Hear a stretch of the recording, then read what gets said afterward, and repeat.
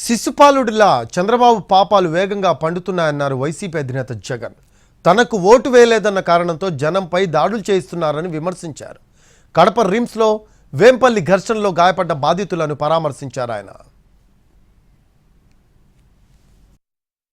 కూడా ఒక భయాందోళన వాతావరణం క్రియేట్ చేయడం కోసం అని రాష్ట్ర వ్యాప్తంగా ఇదే చేయిస్తా ఉన్నారు. దగ్గరుండి ఏం సాధిస్తారు దీనివల్ల? మీరు వేసే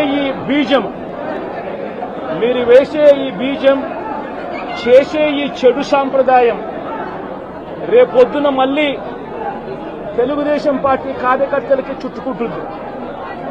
చంద్రబాబు నాయుడు అనుకుంటా ఉన్నాడు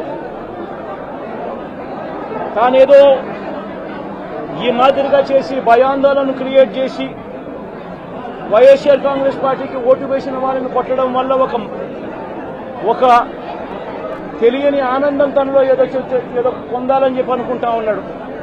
రాష్ట్ర వ్యాప్తంగా ఒక భయాన్ని క్రియేట్ చేయాలని ప్రయత్నం చేస్తా ఉన్నాడు. కానీ నేను చంద్రబాబు నాయుడు గారికి మరొక్కసారి కూడా చెప్తా ఉన్నా, ఒక చెడు సాంప్రదాయానికి నాంది పలుకుతా ఉన్నారు. దయచేసి ఆపండి. ఆపకపోతే మాత్రం ఎల్లకాలం మీరే అధికారంలో ఉండరు. అధికారం మారిన రోజున ప్రజలు చంద్రబాబు నాయుడు గారు చేస్తా ఉన్న ఈ అన్యాయాలను చూసి శిశుపాలుని పాపాలు పండినట్టుగా ఆ పాపాలు చాలా వేగంగా పండుతా ఉన్నాయి.